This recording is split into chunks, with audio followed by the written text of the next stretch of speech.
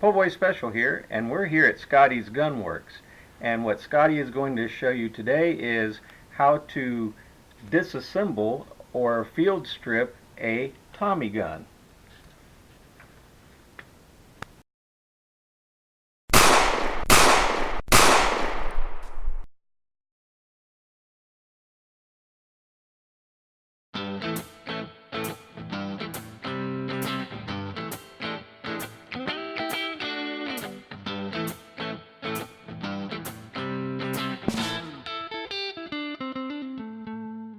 Hey there, baby, baby, why you looking so fine?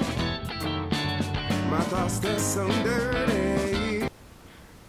Alright, I tell you what we're going to do. We're going to take this Tommy gun down here and give it a good field strip and a cleaning. It's pretty easy to take down. I'll kind of go over everything with you. You know, we'll just kind of put it on the video here, and like I said, it's kind of pretty much self-explanatory. So we'll go ahead and start the disassembly. Alright, so you put it in a vise upside down because upside down is more advantageous to doing this. Yeah, you can get to it a lot better, and it's just better, you know, to put it upside down. You get to the little button. It's got a little takedown button right here, and that's really the main culprit right there. And I'll show you how that's done. And we'll just kind of go over the procedures. You don't necessarily have to have a vise, but since we got one, you'll use a padded vise. That's really the best thing to do. And basically what you do is, of course, our number one thing to do is to make good sure it's unloaded, no magazine in it. Everybody can see the magazines out of it, nothing up in the chamber. And The bolt is locked back. the bolt is locked back, and it is on safe. and it is on safety. Yeah, you want to make sure of all that good Right stuff there. right there. And basically what you want to do is, you want to go forward with that, and we know it's empty.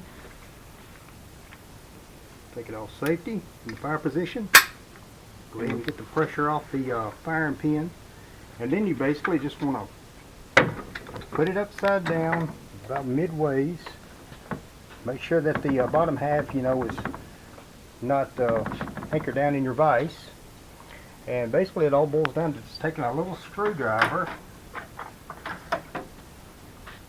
And before you do, make sure your vise is padded. Yeah, you want to use a padded vise, so that's you for don't sure. scar and put marks on your weapon.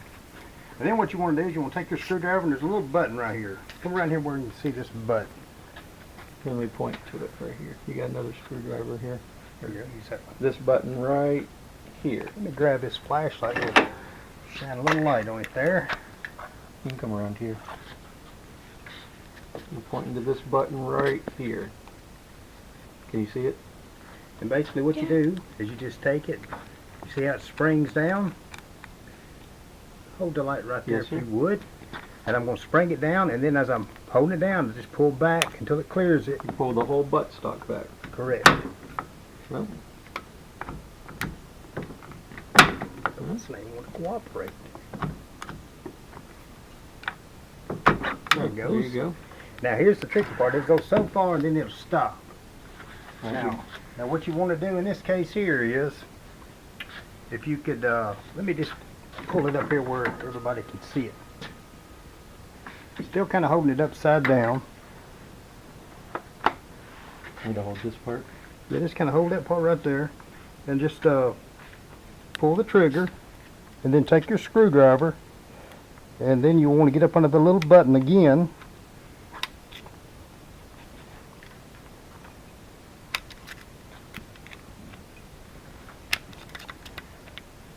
And you prying up or down, or? Well, I'm pushing the little button up, and it'll slide on off.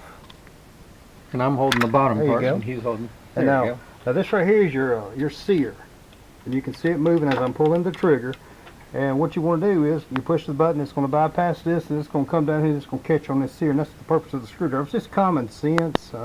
We won't make no more out of it than what it is. But yeah, you just basically push that button down, and the whole unit slides off. So this is where you're putting pressure on to go ahead and Well, you're release putting it. pressure on the button all the time. Yeah, I just push that right there down because that just helps So open the gap up where you can get your screwdriver under it. So you're putting pressure on this button Yes, sir. here. Yeah, Um, this right here is a new one, fairly new gun, and so that's why it was kind of a little aggravating at first to, you know, pull off. But it's pretty much self-explanatory. You just push that button, and usually it just slides right off, and then you get down to this point right here, and then you take your screwdriver and push it down again, and then it comes on off like what we just did. Of course, he was holding it, but that's one of the purposes of a vise. If you got a buddy, he can hold it like he just did. If not, you can put it in a vise and just keep continuing to pull. continuing to pull until it comes loose. All right. And then just set that over there. There you go, just like that. And then we'll pull the. Basically, we want to take something kind of. Don't necessarily have to have nothing really. I don't think. Just pull that up like so. And your springs come out. This right here come out. This is your like a recoil spring, and it's not really necessary to take it down no further than this. If you wanted to,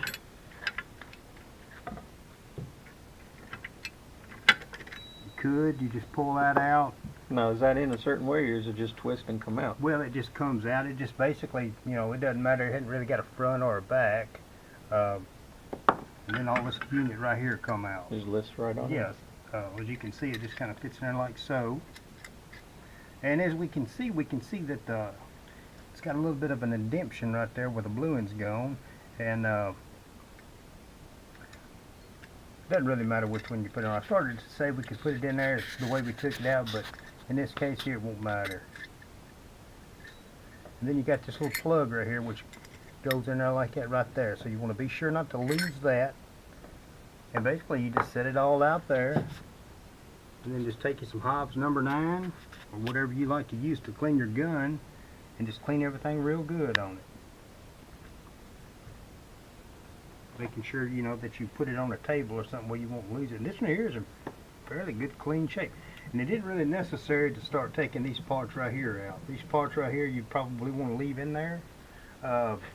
What I usually do in a situation like this right here, you know, you could take this right here off if you wanted to, and then just spray some like gun scrub down in there real good, and then just blow it out with an air hose if you got an air hose. But I would advise taking that out because you got some things that's under spring pressure. So unless you just absolutely have to, I'd leave that in there because really you ain't got to take that out anyway. And then to put it back together, you just put everything back together in reverse, and we'll go over that. And basically to clean this gun here up, since it's not really all that dirty, I would just take a clean paper towel and just kind of wipe it out real good.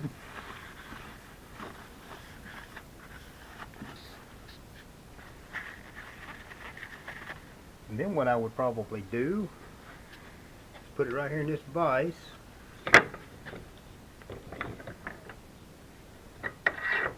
Just snug it on there, get it real tight. Then just take your cleaning rod.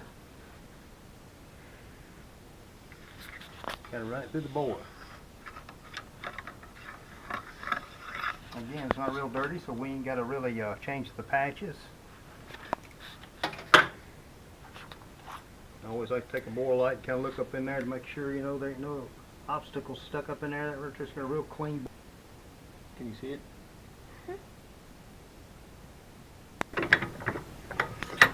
Really does help when you're dealing with a gun like this right here to have a good padded vise, because this thing weighs about probably close to 20 pounds, so it's a real heavy gun. So, Well, I'll give you a hint.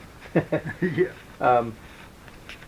With the weapon and a loaded 50 round drum and a 20 round stick, in the case was 27.6 pounds. Yeah, it's a heavy weapon. It really is. You know, it's designed to fire fully auto, and that's one of the reasons why it's kind of heavy. But you know, this right here, I'd rather have this one right here than a fully auto anyway. But it's a real good gun, and like I said, it just shoots a 45, you know, which is a pistol round.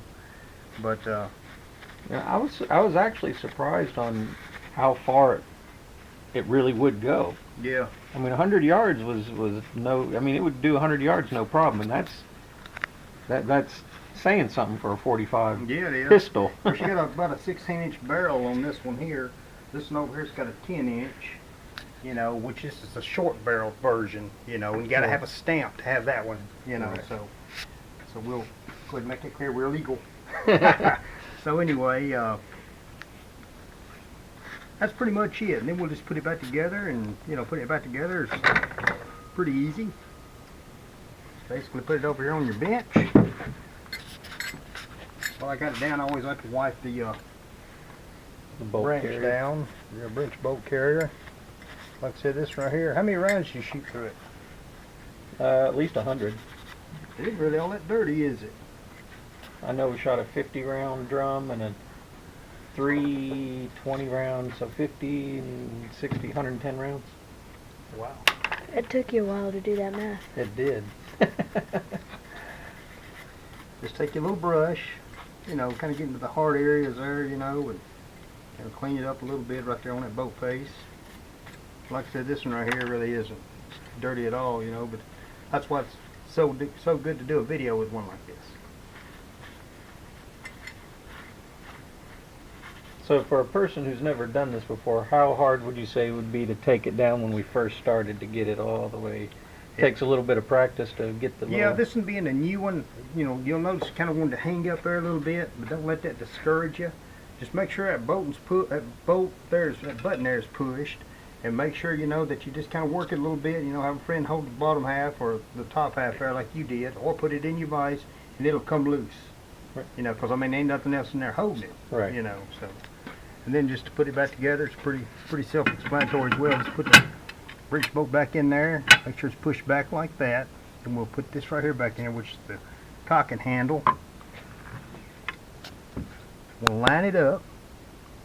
It basically just drops in like that. Now here's an important question. Mm-hmm. To line this up, is it dummy proof or is it only one way to do it, or? Well, it'll go in both ways.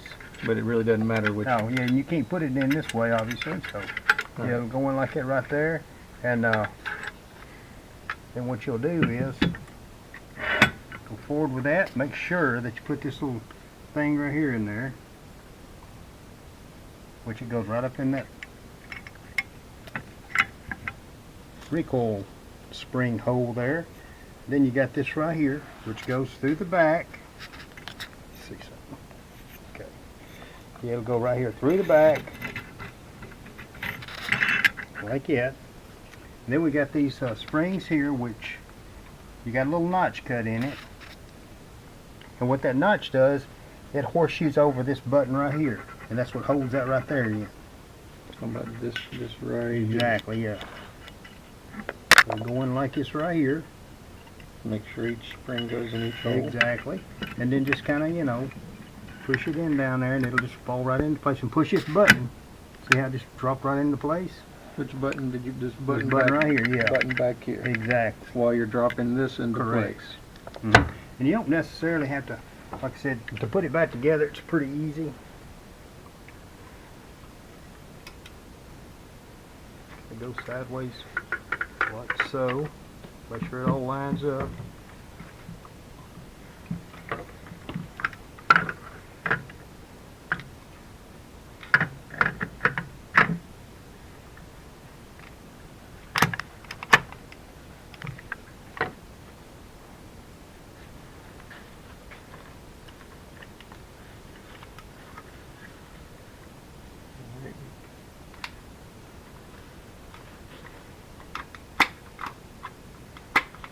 Hanging on the button in this case. So what we'll do in this situation right here, I'll just get you, if you would, to hold that just like you did a while ago, kind of upside down. You got it? Yep. Yes, sir. Then I'll take my screwdriver.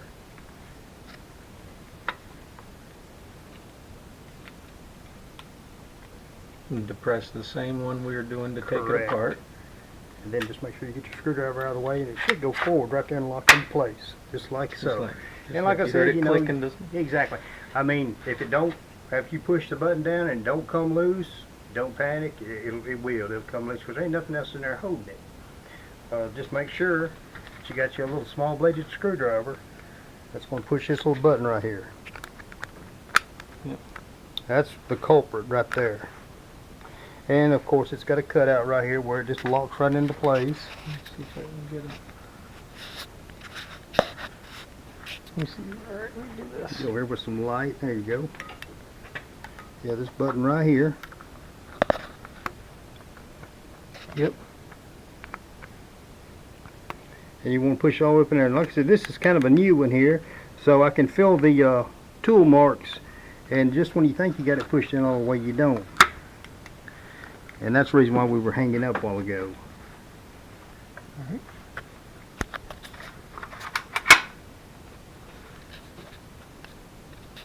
And that's how it's done.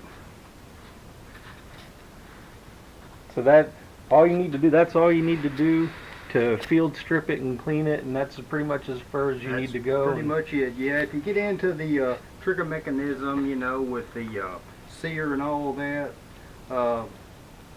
just make sure you're somewhere where you won't lose your springs, because them springs start flying out everywhere, you know. So, but yeah, you know, the average person, you know, who just wants to take it down and field strip it, just do just like what we did there, you know. And definitely, you know, we didn't put no oil on it. Of course, it already had oil on them springs. It's pretty clean, but you just want to put a light coat of oil on it. You know, you don't want to go real heavy with it. So that's basically what that all boils down to. All right.